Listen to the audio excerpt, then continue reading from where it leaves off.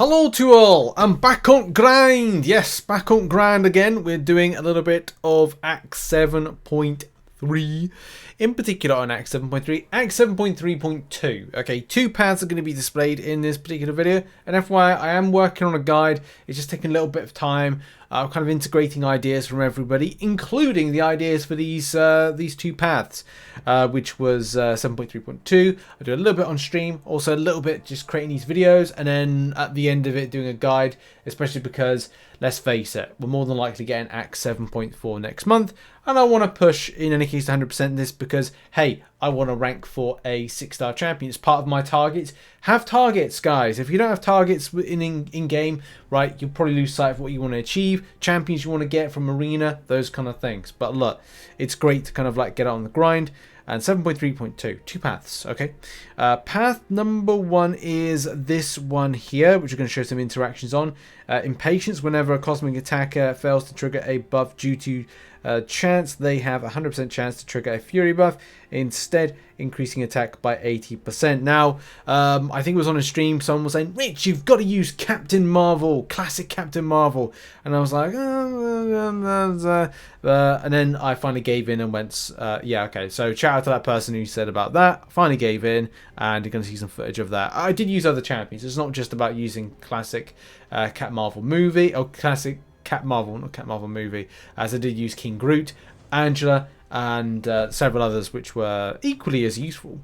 There's also another path which we're going to be looking at, and that was the Paradox Path, Paradox Special, which does involve you to, if you get over a certain amount of Paradox charges, you're able to get a prowess buff. Now, look, a lot of champions that gain prowess throw a lot of special attacks, like Bishop, like Professor X. They're really good for this. I kind of don't like building paradox charges. I really don't. The more that I'm kind of like play about with them, the less I actually like them, because I kind of feel they're quite dangerous, and it's one annoying element to have to focus on something else in your fight. And look, hey, there's plenty of people out there that go paradoxes are fine, and yeah, good. If you like them, you like them. But then for me, I'm just not really into them. I wasn't really into them when they were announced, and I'm not really into them now, because I'm like, look, I want to be safe rather than sorry. And especially if, as I said, you've got to concentrate on something extra, then I don't really like it. So I'm just more inclined to play champions normally and shrug off those charges, which you can do very, very easily without having for myself to concentrate on them. But there's some great interaction options which you're going to see with Apocalypse playing into that paradox charge. So I'm not going to go like, oh, I'm not going to do them. I am going to, like, you know, showcase some stuff when hey, I have been using it. So let's roll some footage, shall we? And here we indeed go. So the first fight is this is where things are a bit problematic with using a champion that has energy based attacks, which classic Captain Marvel does have. So you're going to see in a moment, like, okay, the first thing to point out, really, playing into the nose, you build the Fury buffs top left hand corner. You can see that on screen. That's the 80% potency. So that's when the basic hits, you're going to see lots of damage. Okay, where does the problem happen? Well, the SP2. Okay, so I'm just being a bit cautious because I just want to see where that evade kind of rotates around on the enemy. But as soon as I throw this in, yes, that's right. The champion does energy-based attacks, which becomes a problem. So basic hits with Captain Marvel is the best thing to go. Because part of the abilities, you don't always kind of like trigger off a Fury buff-based attack. So you got to be as careful as possible.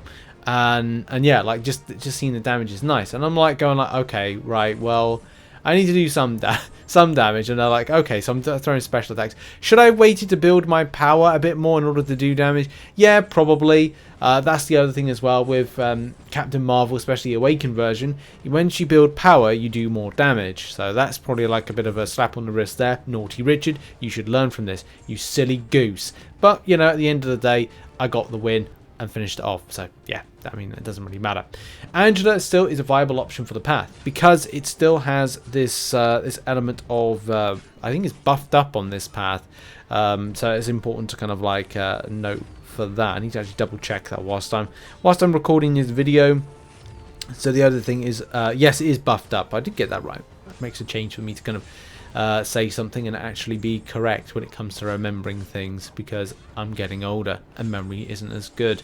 Oh, or maybe the fact there's 200 plus champions, and Kabam like to put like an entire essay when it comes to interactions of nodes, which you've got to remember.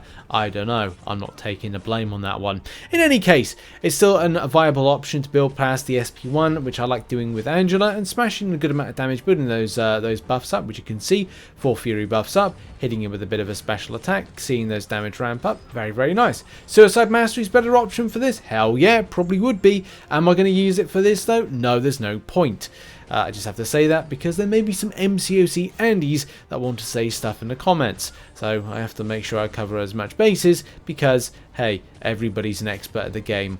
And that's the way the world works in the world of MCOC. Right, damage-wise. Damage, nice damage. 10k right there on a basic hit is always very nice to see. And rotations around damage is great. Look at all this damage. It's great, isn't it? Yep, fantastic. Good to see. Bang, bang, bang, bang, bang, boom, bang. Jubilee is going to be down in a single hit. There we go. Done. Things really cook up a little bit now when it comes to facing with Hulkbuster. Boo, the fact that it does shock debuff damage, and my kind of like health is whittled away very shortly. However, though, we're going to see some good damage in any case from a class advantage point of view, which you can just see there. Very, very nice. You could use as well in this, like, I'd probably say Magneto would have been good for me to have on the team, especially to deal with like certain damage implications. Anything that really kind of deals with shock. Maybe even a Thor of some kind? I don't know, something that's kind of like got some kind of like shock interaction would have been good. But still, it's lovely to see. Thanks to that person that did the shout out about going, oh look, you know, use Captain Marvel. It's just a bit of a shame that there's some things on the path that don't really suit the champion. It's good, and I'm not completely knocking it. What I'm going to be saying is that there's certain interactions which do limit it in like champion specifics, and that's that Hulkbuster fight, slightly with the Black Panther Civil War fight, and definitely with the Ultron fight. It's just a case of like, well, only a good amount. I'd say like half of the fights is kind of good for. The rest it's kind of like but yeah, like, love it. Honestly, love building up those Fury buffs. It's great to see the damage, and it's good to see like Captain Marvel being used again, which is nice. Like, she's been resurrected from the ashes just to be kind of like performing well on this. So yeah, I do and have like thoroughly kind of enjoyed seeing one of my OGs. This was one of my first rank 4 5-star champions. It also is the champion that got me the Legends title. Back in the day when getting a Legends title consisted of, if you've got a rank 4 5-star champion, you've got Suicide Masteries, you've got some boosts, it is possible to get. Nowadays, it's a very different state of affairs of how you pick up the Legends title and how you work towards it. But I'm still kind of like, I'm happy with back in the day, the amount of work I had to do.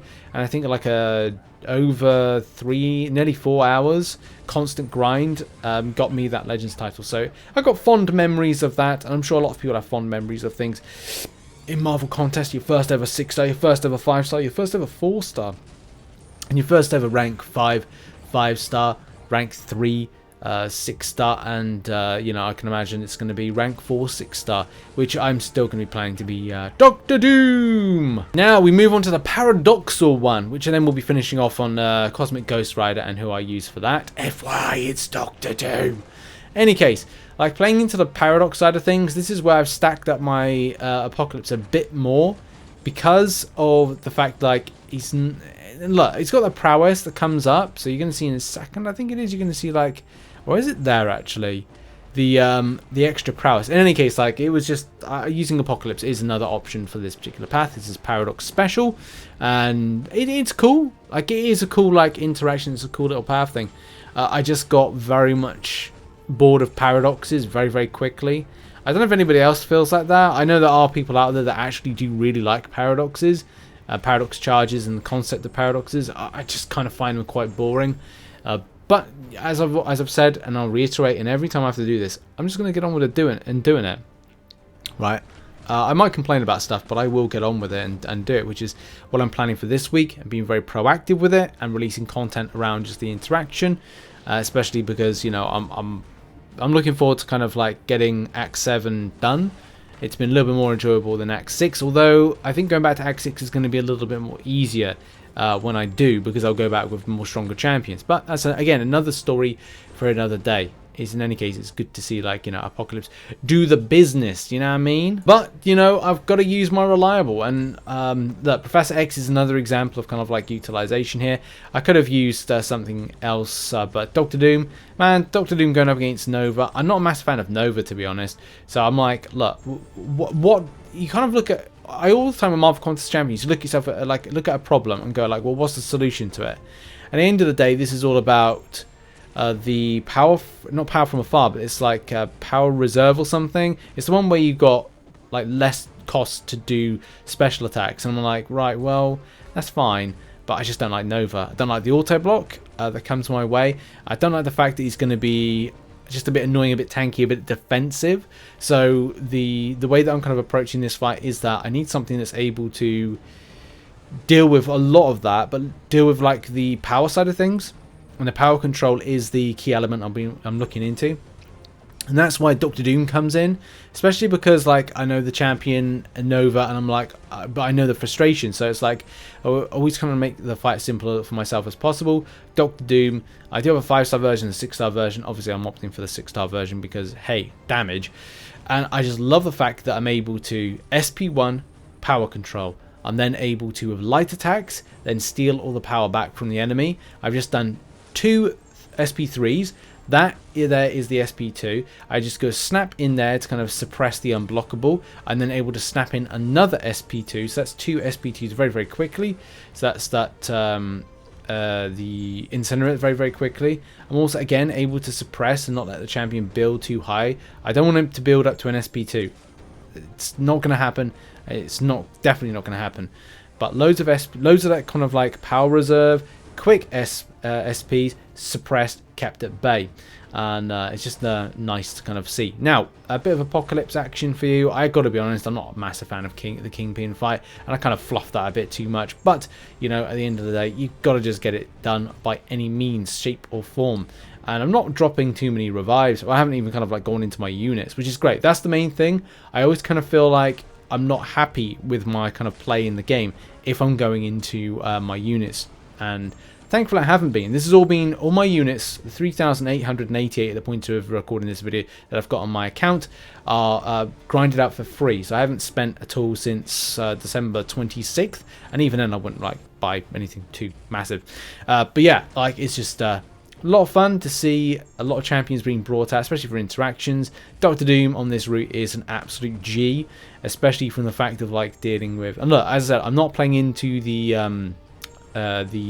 special kind of paradoxes because I just can't be doing with the hassle of it. So it's all about getting them on for me and then shrugging them off, and that's like throwing specials or heavy attacks, and that's my play. Cosmic Ghost Rider fight, not too bad. Now, I am getting a lot of dropped inputs in game at the moment, and I'm not alone. Everyone else is kind of saying similar things, which is, you know, it's disappointing. But we all hope for that new input system that's going to be delivered very, very soon. Hopefully, was it like next month or something? In any case, like, it's good to kind of get on the grind. This is the final fight, the Cosmic Ghost Rider fight. Great with this because the enemy's got Energize, and because it's got Energize, it does mean that the enemy champion builds up power quickly. Now, how do you take down that? Well, you either have something of a good counter.